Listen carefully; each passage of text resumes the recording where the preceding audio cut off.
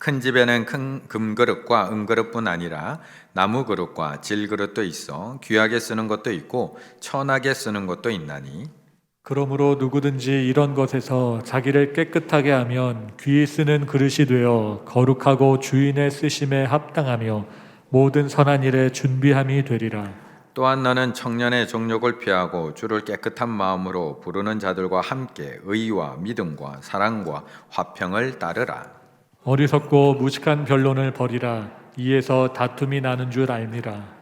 주의 종은 마땅히 다투지 아니하고 모든 사람에 대하여 온유하며 가르치기를 잘하며 참으며 거역하는 자를 온유함으로 훈계할지니 혹 하나님이 그들에게 회개함을 주사 진리를 알게 하실까 하며 함께 있습니다. 그들로 깨어 마귀의 올무에서 벗어나 하나님께 사로잡힌 바 되어 그 뜻을 따르게 하실까 함이라. 아멘. 지난 금요일 12월 3일이었습니다. 진도 앞바다 명량 대첩이 일어났던 그곳에서 여러 가지 유물들이 발견이 됩니다. 닷돌이라고 해서요, 다시 물속에 잘 가라앉도록 묶어내는 그런 돌도 발견이 됐고요. 용도는 정확하게 알 수 없지만 금속 유물 2점도 발견이 되고요. 또 하나 가장 중요한 것, 도자기, 고려청자 60여 점이 그 바닷속에서 발견이 되었다라는 뉴스가 나왔습니다. 요즘도 가끔은 이런 개발 현장이나 아니면 수중 탐사 속에서 이런 유물들이 발견되곤 하는 것을 볼 수가 있습니다. 특별히 고려청자가 발견되었다라고 하면 참 어떤 모습일까, 어떤 모양일까 궁금증도 가지게 되고 또 한번 이렇게 쳐다보게 되는 것 같습니다.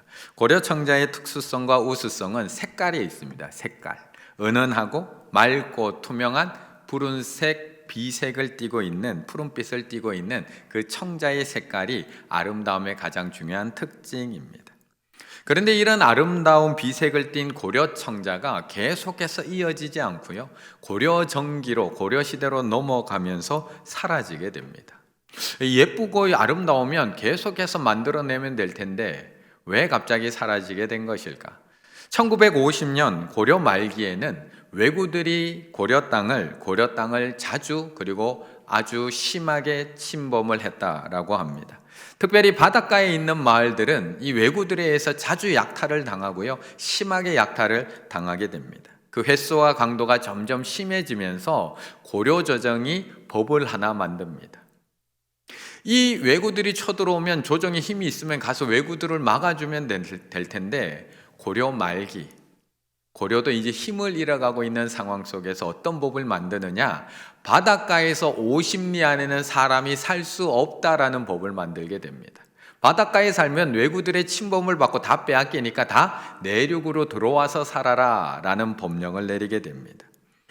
결국 이 고려청자가 가장 많이 만들어졌던 이 강진과 부안, 바닷가에 있던 이 강진과 부안에 있던 이 사람들이 결국 내륙으로 이동해서 살 수밖에 없었습니다. 그곳에 있던 도공들도, 그곳에 있던 가마들도 다 옮길 수밖에 없었다고 합니다. 결국 전국으로 흩어진 도공들이 자기가 이주해 간 그곳에서 도자기를 만들기 시작합니다. 다시 가마를 만들고 거기서 그릇을 굽기 시작을 합니다.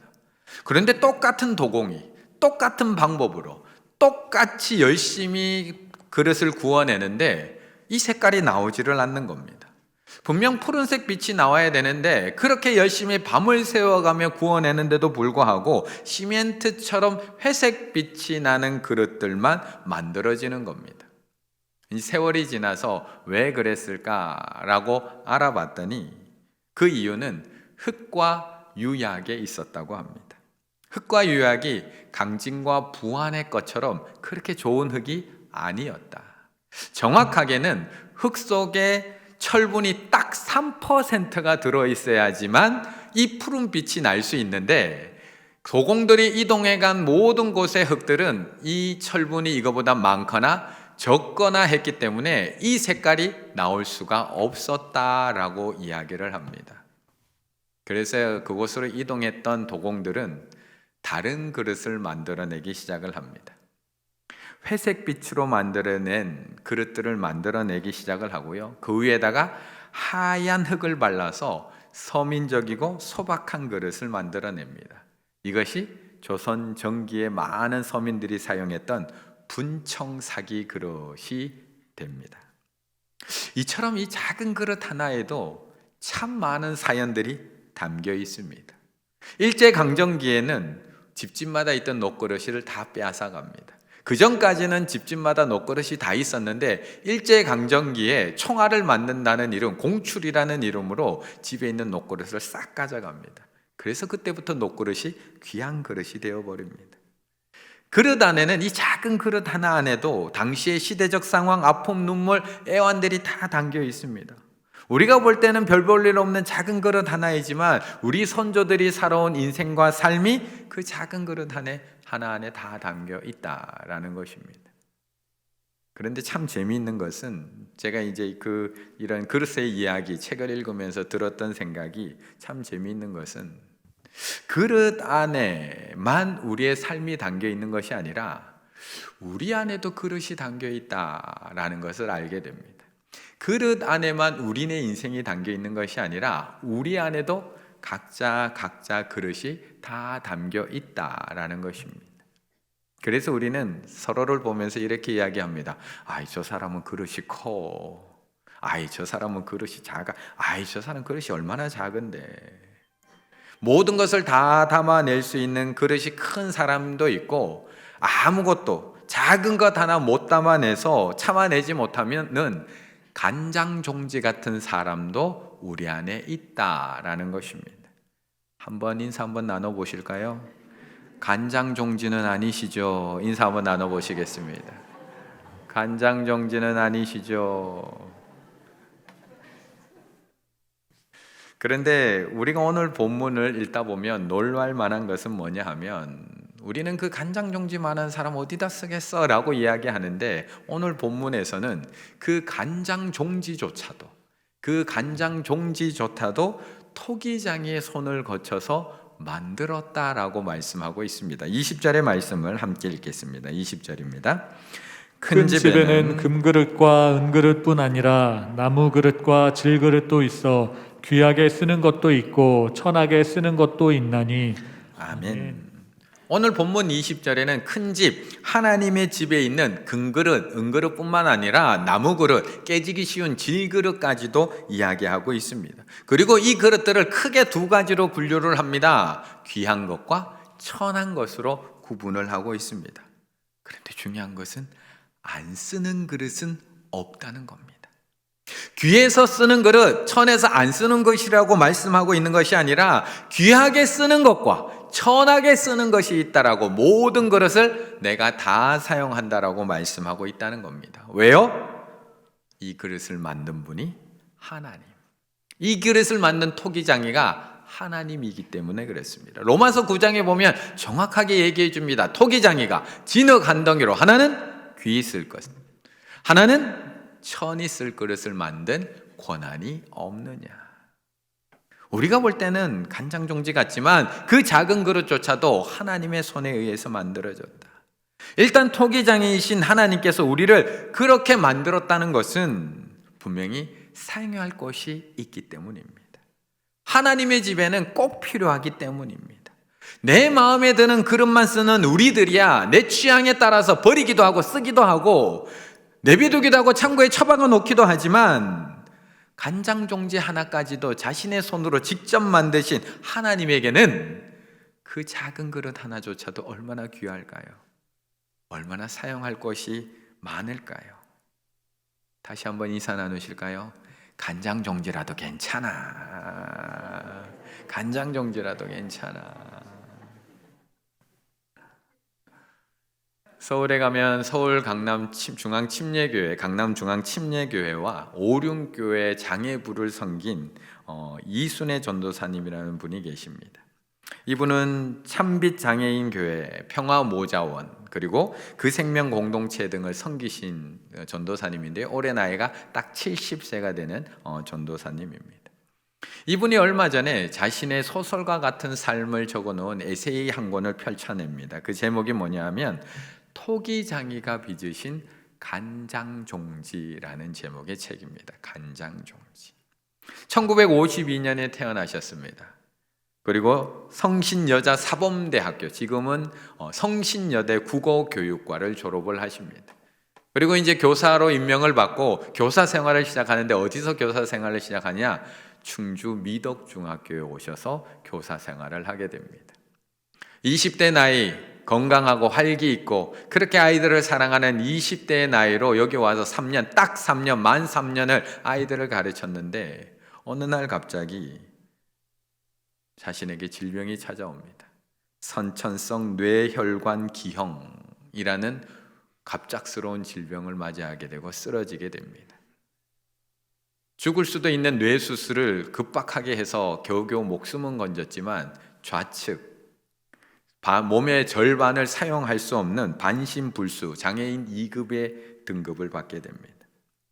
그렇게 아이들을 사랑하고 잘 가르치고 건강했던 그 여자 선생님께서 하루 아침에 하룻밤 사이에 반신불구 내 몸 하나 내 힘만으로는 아무것도 할 수 없는 그런 존재가 되어버립니다.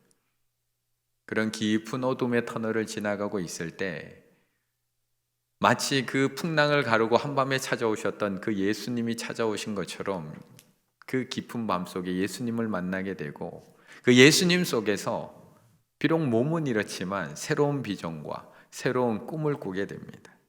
그리고 그 불편한 몸을 이끌고 침신대 신대원을 졸업하고 그 불편한 자신도 불편한 반신불수의 몸을 이끌고 장애인 공동체를 섬기기 시작을 합니다. 그리고 지금 70세가 된 지금도 여전히 그 생명의 사역을 감당하기 위해서 베트남과 캄보디아를 다니며 선교 현장을 돌고 있고요.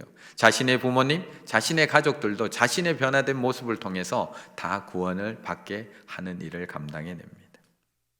이런 이순애 전도사님이 그 책에서 이야기하고 있는 게 뭐냐면 자기는 간장종지라는 겁니다.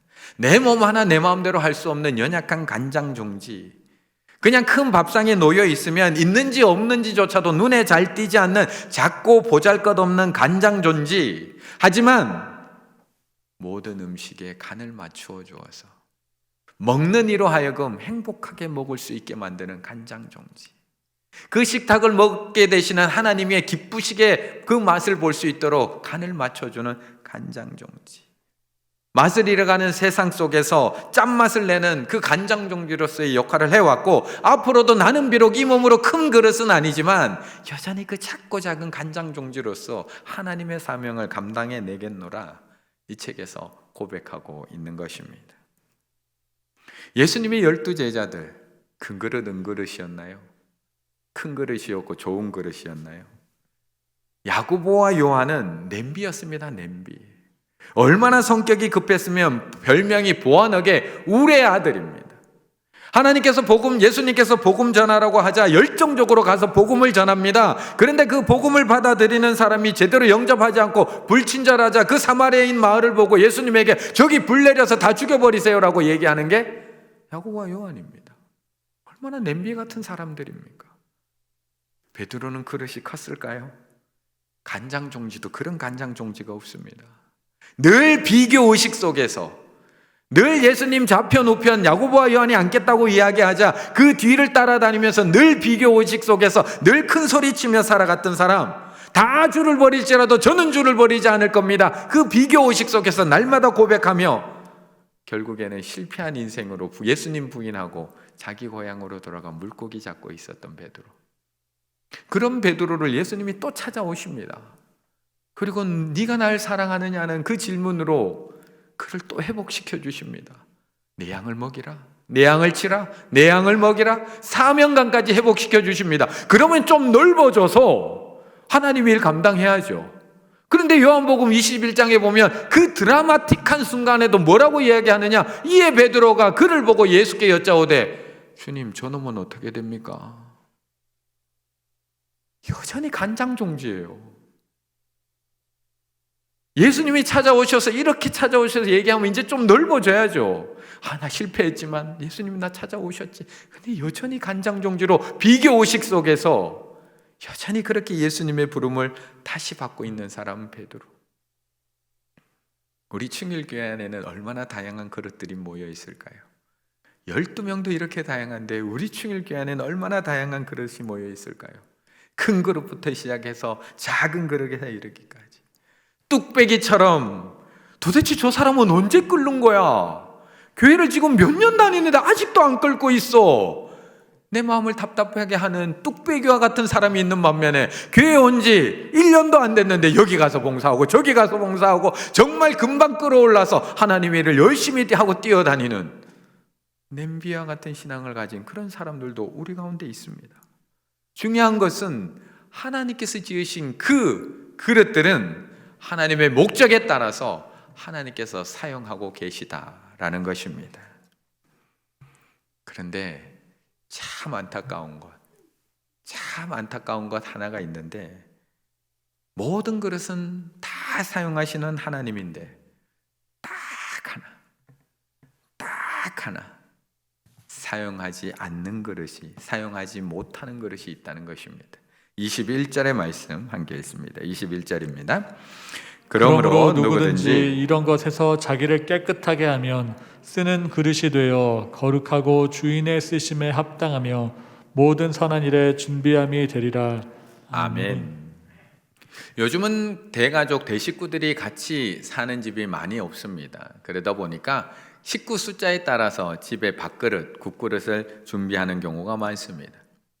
그러다가 어느 날 가족 모임이나 친구 모임을 집에서 가지려고 하면 늘 그릇이 부족합니다. 미리 빌려오지 않으면 항상 그릇이 부족하게 됩니다. 그러면 사람들이 많이 올 때면 때로는 국그릇이 밥그릇이 되기도 하고 밥그릇이 국그릇이 되기도 하고, 친한 사람들끼리 모이면 앞접시에다가 밥을 덜어주기도 하고요. 또 때로는 급하게 되면 우리가 식당에 가면 공깃밥 나오면 반 딱 잘라서 밥 뚜껑에다가 반 덜어놓고 나머지 밥 나눠 먹잖아요.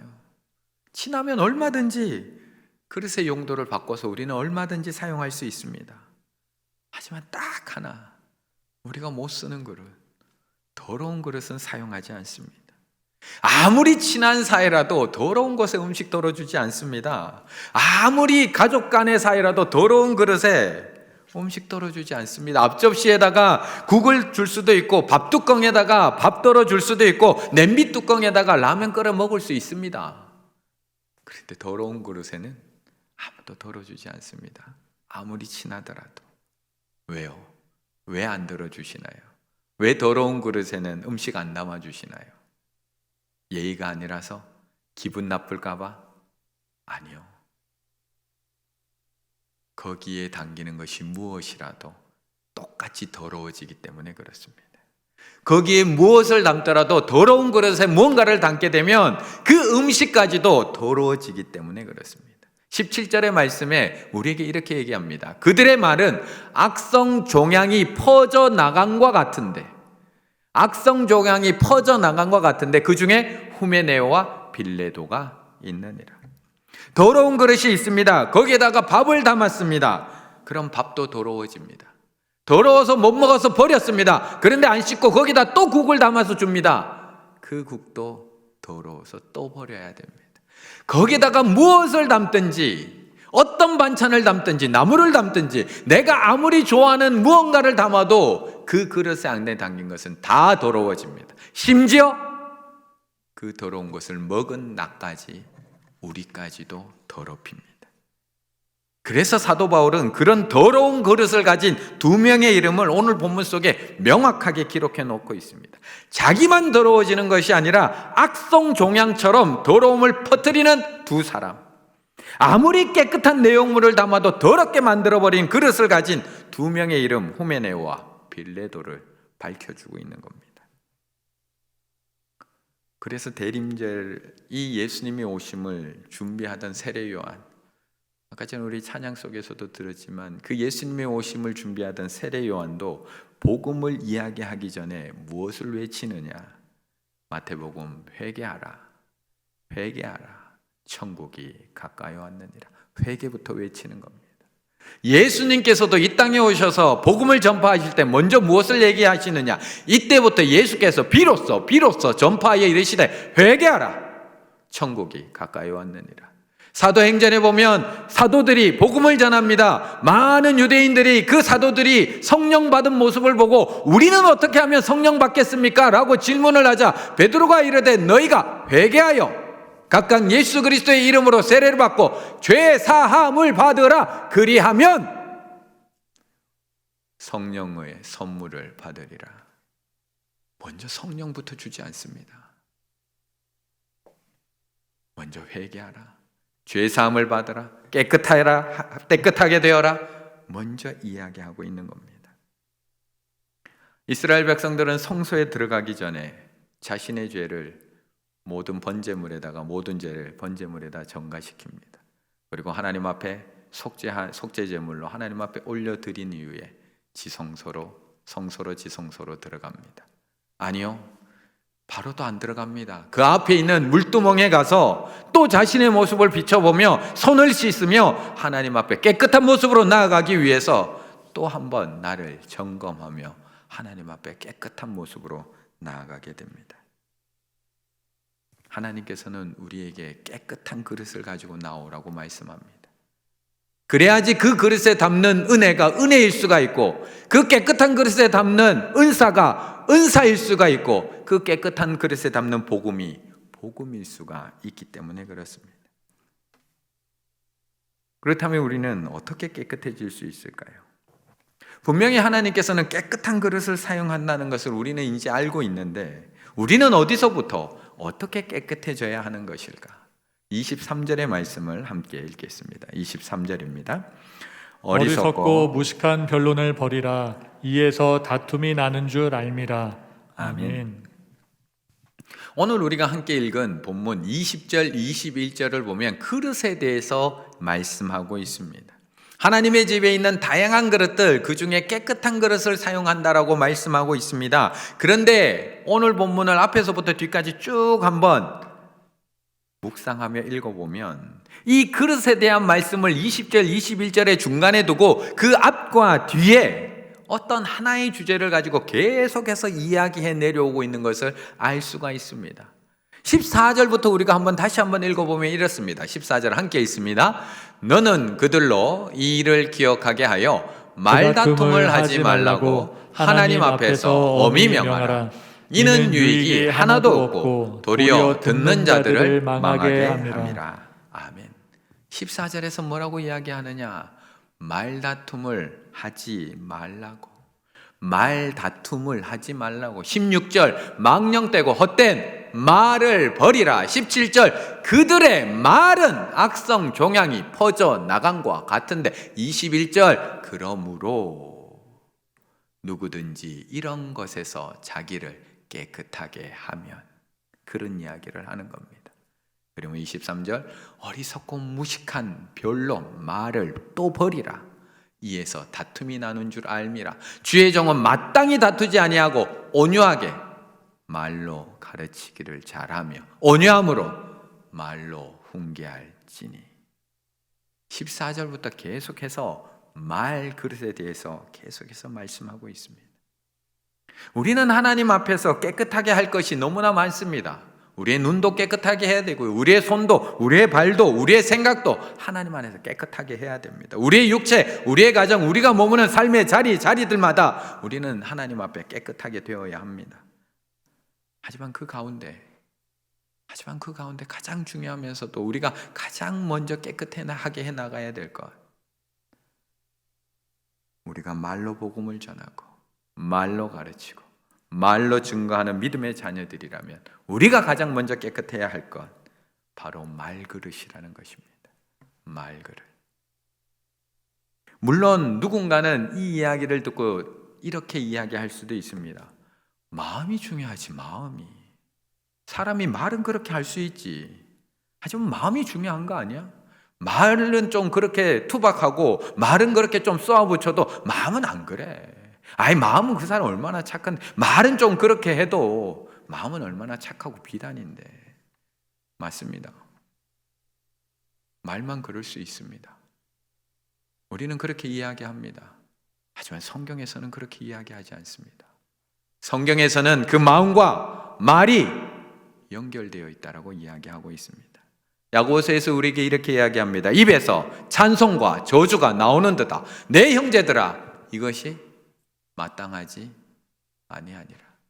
샘이 한 구멍에서 어찌 단물과 쓴물을 내겠느냐? 내 형제들아, 어찌 무화과 나무가 감람 열매를, 포도나무가 무화과를 맺겠느냐? 그 나무에서 그 열매가 나온다는 겁니다. 그 마음에서 그 말이 나온다는 겁니다. 이와 같이 짠물이 단물을 내지 못하느니라. 우리는 보이고 들리는 말그릇부터 깨끗하게 해야 됩니다. 열매는 그 나무에서부터 나올 수밖에 없습니다. 말은 그 마음에서부터 나올 수밖에 없습니다. 하나님의 복음을 맡아서 말로 전하고 말로 가르치고 말로 증거해야 되는 우리들, 말그릇부터 씻어야 합니다. 여기 계신 우리 충일의 가족들에게는 다 말그릇이 하나씩 있습니다. 사람들은 저마다 말을 담는 그릇을 하나씩 지니고 살아간다. 그런데 그 말그릇의 상태에 따라서 말의 수준과 관계의 깊이가 천차만별로 달라진다. 말솜씨에만 집중하는 사람들은 이목을 끌기 위해서 말하기를 사용하지만, 말그릇이 단단한 사람들은 소통하는 말하기를 사용한다. 그래서 이 말그릇이라는 책에서는 말은 저절로 좋아지지 않는다라고 이야기합니다. 계속해서 그 말그릇을 다듬고 키워나가라고 이야기해주고 있습니다. 내면의 말그릇을 다듬어라. 말그릇을 키우기 위해서는 상대방의 말을 경청해라. 질문을 통해서 말그릇을 더 깊게 만들어라. 그리고 나의 말에 책임질 수 있는 사람이 되어라고까지 이야기합니다. 그런데 성경은 아닙니다. 교훈은 될지 모르지만 성경은 아닙니다. 오늘 본문에서는 그렇게 이야기하고 있지 않거든요. 오늘 본문에서는 말그릇을 다듬는 방법, 말그릇을 키우는 방법, 말그릇을 더 깊게 만드는 방법이 아니라 딱 하나, 말그릇을 깨끗하게 하라고 말씀하고 있습니다. 세상은 끊임없이 우리에게 그릇 좀 키워, 그릇 좀 더 키워, 그래서 어디다 쓰겠어 라고 이야기하면서 우리의 그릇을 계속 다듬고 키우라고 이야기하고 있는데, 하나님은 단 한 번도 우리의 그릇을 키우라고 이야기하신 적이 없습니다. 내가 너를 그렇게 만든 이유가 있다라고 이야기할 뿐입니다. 너를 그렇게 큰 그릇으로 만드는 이유, 너를 그렇게 작은 그릇으로 만드는 이유, 너를 그렇게 뚝배기로 만들고 너를 그렇게 간장 종지로 만드는 이유, 내가 쓸모가 있어서 그렇게 만들었다고 계속해서 얘기하십니다. 단 하나, 그 그릇을 깨끗하게만 하면 내가 사용하겠다고 말씀하고 있습니다. 그렇다면 우리의 말그릇 어떻게 하면 깨끗하게 할 수 있을까? 우리가 지금까지 그렇게 기도하면서 하려고 그렇게 노력을 하면서 살아왔는데, 그래도 안 되는데 어떻게 하면 말그릇을 깨끗하게 할 수 있을까? 오늘 본문에서 4가지를 이야기하고 있습니다. 4가지. 제가 간단하게 짚어드리면 4가지가 이럽니다. 저를 한번 따라해 보시겠습니다. 버리라, 피하라, 따르라, 맡기라. 한번 더 해볼까요? 버리라, 피하라, 따르라, 맡기라. 첫 번째는 버리라고 이야기합니다. 16절 23절에 보시게 되면 망령되고 헛된 말을 버리라, 어리석고 무식한 변론을 버리라. 그런데 쉽게 되던가요? 우리 알고 있었던 거잖아요. 그 말 버리려고 지금도 이렇게 말 안 하시는 거잖아요. 그거 안 하려고. 지금 그거 말 안 하려고 억지로 참고 계시는 거잖아요. 죄 안 지으려고. 버리라고 이야기합니다. 버리라고 이야기합니다. 그런데 잘 안 돼요. 쉽지가 않습니다. 습관처럼 툭툭 튀어나오는 말들, 그냥 내 기분 나빠지면 또 내뱉게 되는 것이 우리들입니다. 그래서 두 번째 뭘 얘기해 주느냐? 피하라고 이야기하는 겁니다. 내가 그렇게 말을 절제하고 말을 막을 수 있는 훈련이 되지 않는 상태라면 피하라고 이야기하는 겁니다. 말다툼이 일어날 그 상황을 피하라. 내가 무언가 분노하고 화낼 그 상황을 피하라. 그런데 언제까지 피하기만 하시겠어요? 그래서 교회 안에 안 들어오시려고 하는 거잖아요. 그래서 예배만 드리고 돌아가시는 거잖아요. 사람들 안에 들어가면 또 얘기하게 되고 또 이상한 말 하게 되고 또 화나게 되고, 그러면 또 내 입술로 죄 지을까 봐. 그래서 구역 안에 안 들어가시고, 그래서 교회 안에 모임에 안 들어가시고, 그래서 사람들과 안 어울리시잖아요. 나만 죄 안 지으려고 마스크 딱 하시고. 그래서 이어서 얘기하는 게 뭐냐? 따르라고 이야기하는 겁니다. 22절의 말씀, 22절 함께 읽습니다. 또한 너는 청년의 정욕을 피하고 주를 깨끗한 마음으로 부르는 자들과 함께 의와 믿음과 사랑과 화평을 따르라. 아멘. 피하는 걸로 끝나시면 죄는 안 지을지 모르지만 하나님의 언어는 배울 수가 없습니다. 내가 입을 닫고 살아가면 싫은 소리는 안 할지 모르지만 마음으로는 여전히 미워하며 온전한 말, 하나님의 말, 사랑의 말을 배울 수 있는 기회는 사라집니다. 내가 훈련이 되지 않았다면 일단은 피해야 됩니다. 왜요? 안 피하면 또 죄 지으니까. 일단은 피해야 되지만 계속 훈련해 나가셔야 됩니다. 누구와 함께? 주를 깨끗한 마음으로 부르는 자들과 함께. 교회에서 막 있는 것을 동네에 가서 동네 옆집 언니하고 전화하면서 다 풀지 마시고 주를 깨끗한 마음으로 따르는 자들과 함께 구역에 들어가서 교회 모임 안에 들어가서 권사님들과 장로님들과 집사님들과 어울리며 그들이 어떻게 말하는지, 어떻게 사랑의 말로 이야기하는지, 어떻게 화가 나는 것을 잠재우고 어떻게 사랑의 말로 교훈하는지 교회 안에 들어와서 배우라고 이야기하고 있는 겁니다. 따르라고 이야기하고 있는 겁니다. 그렇게 따르고 훈련해 나갈 때 우리의 말그릇은 점점 깨끗하게 완성되어 가는 겁니다. 마지막 하나, 사실은 제가 가장 중요하게 생각하는 것, 마지막 하나, 맡기라. 25절의 말씀 함께 읽겠습니다. 25절입니다. 거역하는 자를 온유함으로 훈계할지니 혹 하나님이 그들에게 회개함을 주사 진리를 알게 하실까 하며. 아멘. 마지막, 하나님께 맡기셔야 됩니다. 사실 우리의 말이 자꾸 거칠어지는 이유가 무엇일까요? 우리도 처음에 말할 때 처음에는 부드럽게 시작하거든요. 그런데 내 목소리가 점점 커지는 이유, 내 목소리가 점점 격앙되는 이유, 내 목소리에 감정이 실리고 점점 분노로 바뀌는 이유가 무엇일까요? 내 말로 저 사람 바꿀 수 있다는 교만 아닌가요? 내가 말하면, 내가 가르치면, 내가 이야기하면 회개시키고 저 사람 변화시킬 수 있다는 착각 때문 아닌가요? 그런데 25절에서는 우리에게 정확하게 이야기해 줍니다. 거역하는 자를 온유함으로 훈계할지니 혹 하나님이 그들에게 회개함을 주사. 내가 주는 게 아니에요. 내 말로 바꿀 수 있는 게 아니에요. 내가 소리친다고 그 사람 바뀌는 게 아니에요. 하나님이 그들에게 회개함을 주사 진리를 알게 하실까 하며 온유함으로 훈계하라고 말씀하고 있습니다. 같이 소리 지른다고 변할까요? 그랬으면 저희 집 아이들 다 변했습니다. 내가 더 큰 소리로 꾸짖는다고 회개할까요? 내가 뼈 때리는 말로 조목조목 하나하나 따져가면서 쏘아붙인다고 바뀌시던가요? 내 기분은 조금 나아질지 모르지만 도리어 관계는 깨어지고 이제는 온유하게 훈계할 수 있는 기회마저도 사라져가고 있는 것이 우리들의 모습입니다.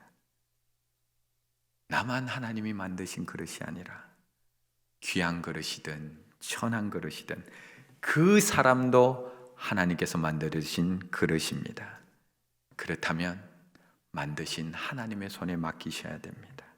하나님께 맡기셔야 됩니다. 거역하는 자를 온유함으로 훈계할지니 혹 하나님이 그들에게 회개함을 주사 진리를 알게 하실까 하며 온유함으로 가르쳐야 됩니다. 다른 사람 그릇부터, 다른 사람 말그릇 왜 저렇게 지저분해 깨끗하게 하려고 하지 마시고 그 사람은 하나님께 맡기시며 나의 말그릇부터 하나님 안에서 깨끗하게 씻어 나가실 때 하나님의 집 우리 충일교회 안에는 하나님께서 귀하게 사용하시는 깨끗한 그릇들로 가득 찰 줄로 믿습니다.